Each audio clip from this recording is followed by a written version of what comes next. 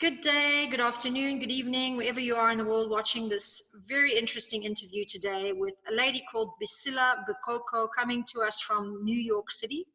Bisila is in fact an entrepreneur, an award-winning businesswoman with an impressive track record, and actually someone who is also an international brand ambassador and the founder of Bisila Wines and BPALP, public speaker, but also somebody who advises heads of state, who has very specific visibility out in the market in the Big Apple. And she's here joining us today to share some of her insight and wisdom about being able to present yourself to the world with all your glory and all your grace. Thank you so much for joining us, Bisila.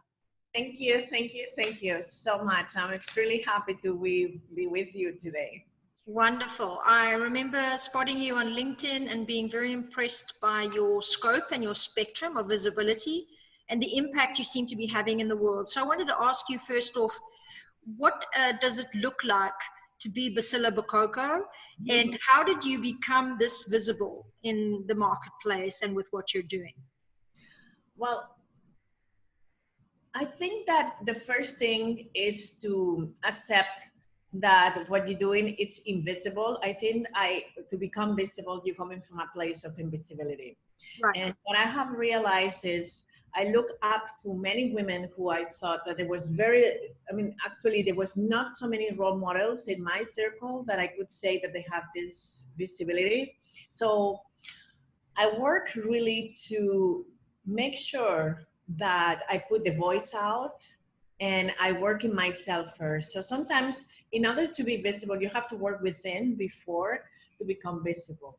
Yeah. A lot of people believe that it's just about to do the marketing correctly or to have a very strong presence outside, but I will say differently. I think that I work first in my inner work to be ready to really be visible. I realize that I have a lot of fears in myself. I realize that I have not come really into myself and understanding it. And in order to really be able to voice out something, you have to come from a place of authenticity. And if you're not authentic, it's very difficult for people to connect with you. And eventually, when you really have done that inner work, that it comes through inside of you, and you come in peace with who you are at that moment, and you start portraying what I want to be in the future, things change. Another thing is, to be Bisila Bokoko is not something that happened overnight. It's something that I've been building step by step. And I still remember when I was coming through, I was in business, trying to be in business, and I didn't know anyone, and how bad I felt. So I remember exactly the feeling of coming into a room, don't know anyone, and see all the women speaking, and see other people just connecting and don't know anyone, and feeling really small. Coming back home and saying, I'm so tired of this networking. You come into a cocktail to another, trying to make it in the world, particularly in New York, and not knowing anyone. So I think the moment I accepted, okay, I'm not feeling well being who I am now, because I believe that I have something significant to do in the world, and I want people to know that I'm significant. Then you have to come to terms about what is your own limited beliefs of your mindset. What is stopping you? What is your blockages that really are stopping you to really build your brand, who you are? The second step for me was to really know what I really want to be, because there is a lot of compromises that you have to make the moment that you become public. Yeah. So the question is always, do you really want to be visible? Because that's another question, because I see a lot of women struggling between, I want to be in the limelight, or I don't want to be. So it's something that you really need to make a decision. And once you make a decision and you make a choice that you really want to be out there, then the whole support system that you need to happen is going to happen. But that is a big decision. And I was hesitant at the beginning because I didn't know if I wanted to be exposed. I didn't know if I wanted to become a reference point or an example to others, because I was not even safe in myself. So until you really feel safe being who you are, it's very difficult to really go out there and try to make it, because the problem is that there is a disconnection between the person that you are portraying outside and the person who you really are. People are going to notice. it's something about energy. People are going to know that self-doubt. Is going to know that there is a difference between that person that you're trying to be. So my work through this year has been to really, the moment that I make the decision that I wanted to be visible, to really make sure that the person who I am is the closest I am of my ideal person. And the moment that that two people come together is when you really feel super comfortable being out there and visible, because then you know that you're being authentic, and it's the only job that you have to do is to be yourself. So I think this is at least the way I see things. Beautiful. It's so powerful to hear you share it from the inside out. And I knew I would love speaking to you because I got the sense from looking at some of your content and what you were presenting that we would resonate so much on this level, because I think the way you've explained it is that it's inner work that really needs to happen to create this genuine alignment between who you are out there and who you are inside. And I love that you share all the vulnerability and the reality of how messy it can look. To really put yourself out there is a very big choice. And I think it's great, everybody watching, to hear so clearly that this is a conscious decision to be exposed and to actually put yourself out where everybody can see you. And of course, a lot of stuff can come up. And of course, it's a very important choice to be making. And then, Bisila, you said something really interesting also about how you're trying to close that gap. Mm-hmm. And that I think I remember reading through some of your content about personal branding, it's an inside job. And that's what really sold me on this interview with you, where I think it's so important for us to try and see how to break that part down. So let me ask you now, do you feel like your visibility that you have is actually what you expected it would be in terms of the feeling that you have from it? Did you imagine it would be like it is now? I think so, because it's a plan. I plan it that way. So it didn't come like a surprise. It's not like overnight you become a mega star. It wasn't at all like that. It was really a conscious decision, and then step by step. And I also realized that you kind of design. I felt more like a designer of my own brand and the lifestyle that I wanted to have and how I wanted others to see me, because I already was seeing how do I see myself. I was extremely insecure. And I knew that I wanted to go to a place of security or safety and feeling comfortable just expressing my ideas or expressing myself. So I realized that, okay, this is a work that I have to do day by day. So for me, it's really organic growth. It's not something that just happened like that. It's organic. Because I realized that if I keep working, and it's been years of work, it's not, I mean, you just get to know me, but it's been many years behind of work. Mm-hmm. So when you're working towards that direction, I think that you come in peace with who you are when you arrive there, because you already know that you've been working on that and you know what to expect. And one thing it's important is, one thing I have to remind myself is to continuously being humble and grateful about all the journey, and understanding it is a matter of work, but also maintaining that visibility. Continue to inspire the people who surround you. It's also another work. So you could make it into be known, and you could be in the media, and you could have many gigs coming. But the thing is that you have to create content all the time. And you have, at the same time you are growing, you are developing like a person. That development never stops. So it's important that you know, okay, I'm here, but I know that to go from here to here, it's going to take me, it's going to cost me this amount of work. It's going to cost me maybe to compromise certain things. What is the things that I have to leave behind, because it's not longer going to be necessary for me to have these things. So continue with that behavior, changing certain habits. Being comfortable with visibility is also a habit. I mean, I still get nervous anytime that I have to be in front of huge audiences, and people say, oh, you look so relaxed, you look so natural. But in reality, it's inner work.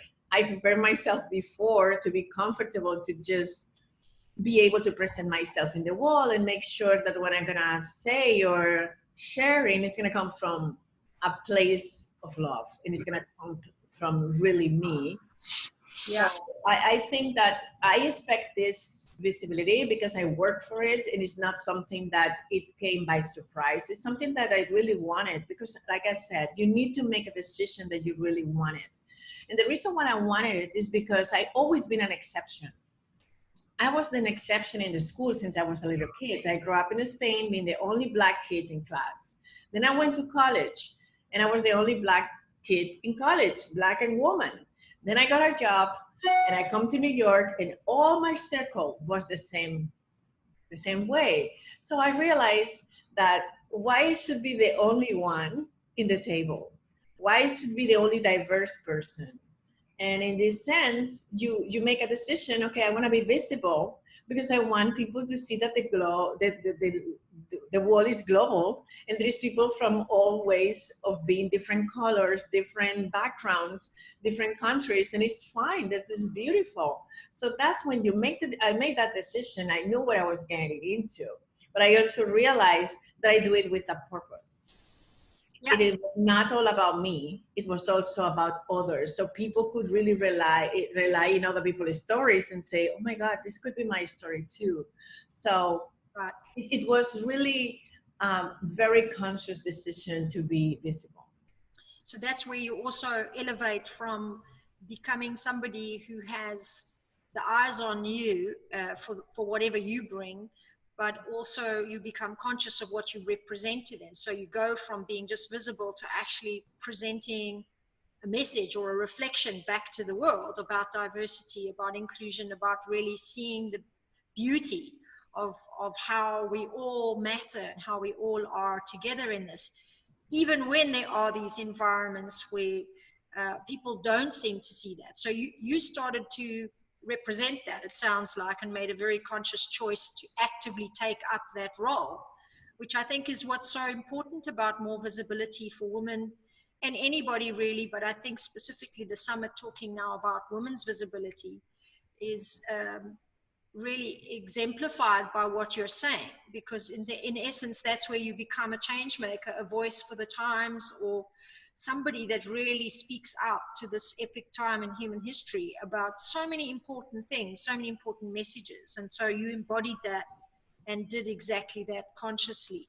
So maybe you can move now into one specific, you probably have a few, but maybe if we were to choose one specific strategy that you think other women could apply if they wanted to, let's say like you, consciously make this choice to stand for something or to be an ambassador for a reflection back to society, or maybe they have some expertise or a piece of research or a book or whatever it is that really changes society or really brings forward something meaningful. What would you advise them to do, one specific strategy they could try? Yes, I think that most of us, we believe that you need certain requirements to be visible. Requirements could be the looks, requirements would be the knowledge, the money, certain way. What I would like to share is that when I started to become a public persona, I wasn't safe in my own body. I have a terrible self-image. I was extremely overweight, and I didn't have the looks that supposedly are the looks that allows you to be. Really? Yeah. So the reason, more than advice, I would like to just share this piece because I know that for a lot of women, when we have self-image issues, we believe that we not deserve to be visible because of that reason. So the reason why I say that is because a lot of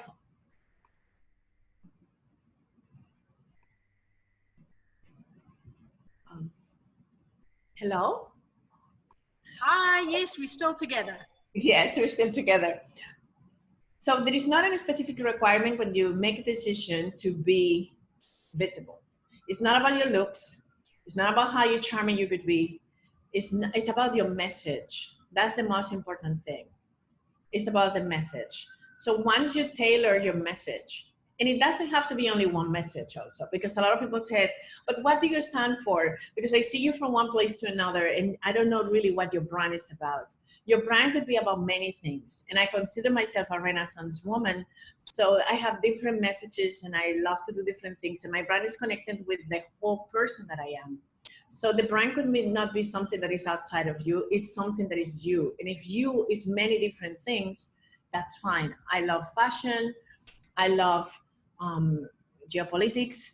I love everything with diversity and women issues. I love education. I work very strongly to change education systems that we have now, because we are still back in the 19th century education for the 21st century, which makes no sense. I believe in literacy. That's the reason why I have my philanthropic project in Africa to help kids to be connected with reading. So all of these things is all of my brand. So I will tell people, it doesn't matter where you start. It might happen that you don't feel that your self-image is the right image, but just start, because people need to see people of all sizes, all colors, all ways of beauty. Beauty is very subjective. So we need to see all kind of beauty, so we have more to choose from. Yeah. So every woman is beautiful in their own way, and that's what you need to really sell. That's your product, and you have to sell your product out there without fears. So eliminate all that blocks. That is, I don't have enough money to hire a team of marketing. I mean, it's not all about that. You start by yourself. Eventually, you're going to have a team that comes forward when you are growing your brand. But in my case, I started very little.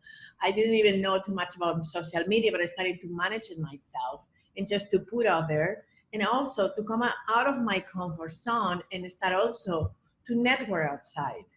It doesn't make sense to have a digital presence and don't have a presence when you are right there. You have to build your network. So because that network is going to be your ambassador. So when you wanted to create a brand, it's that people who are your supporting system, who are the people who are going to share your content, the people who are going to make you visible. I will never be the person who I am today if it wasn't because of my network, if it wasn't because I have a group of women cheerleaders around me. So every single woman who wants to be visible needs to have a group behind her of very cheerleading friends, because that cheerleading friends are not the ones who are going to refer you.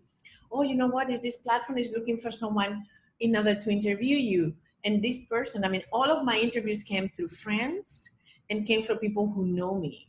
So the first interviews I got, it was all about friends, other women who like me and who were inspired by what I was doing, and they suggest the media that I should be interviewed. Eventually, I have a team that work more constantly and to find more gigs and everything. I got agents that take care of my speaking engagements, but you need to start by a support system, and your friends have to be that support system of cheerleaders who really also voice out the things that you do it. I love that, Bisila. So the community of women behind us, the kind of deep sisterhood connection that we need to be building to support us. So important that you have these ladies really bringing you the kind of value that you can then add value to. So they are actually seeing your value already and putting it out more and more into the world and helping you also get the right kind of opportunities. So that's a very important strategy. I also want to really thank you for all the work that you're doing. I feel very connected to what you're doing. In my field of work, I talk a lot about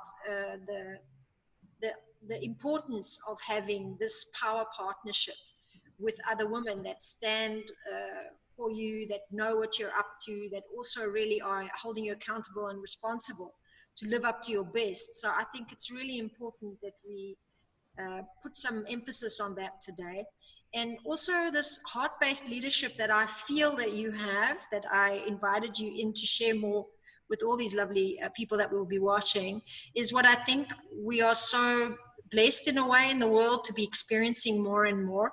And yes, it's not always pretty. And I love that we went there and that you shared with us really the insecurity and all of that, which is very hard to believe, but I can hear all of us. From me, I know the work that I have done, and I'm sure all of us, we know our struggles, our inner struggles. So it's so important that we also can own up to that and share that with each other, because I think we do get confused as people now with this internet and so many different ways of presenting the self out there. We get this idea that it's easy for some people and that it's really something we envy. But I think when we hear the real story, that everybody has work to do on the inside to be able to take that opportunity and really make it work.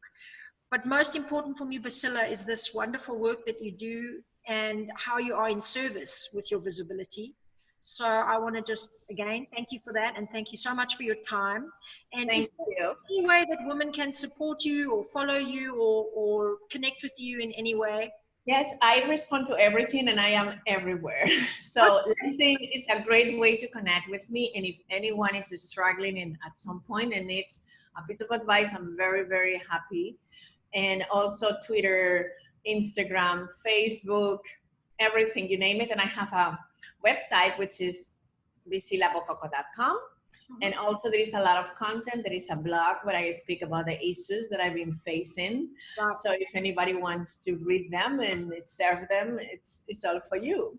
Wonderful. And I really recommend that blog because I think you go really deep and personal and that you bring out a very important message each time in those. So if women want to know what it's really like to be on this journey with someone that really gets it and really gets the way of supporting them, I think the blog is a brilliant place to go.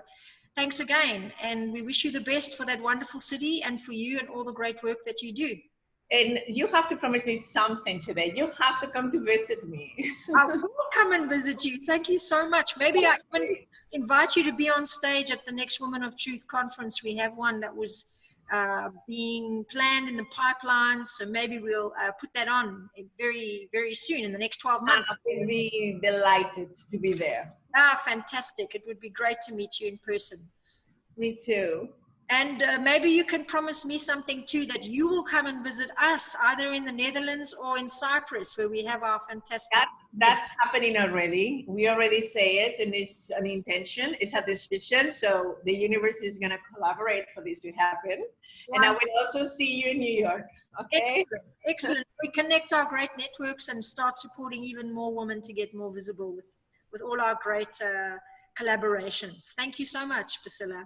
Have a beautiful weekend. Thank you so much for having me. Thanks. Thank you. Bye-bye. Bye.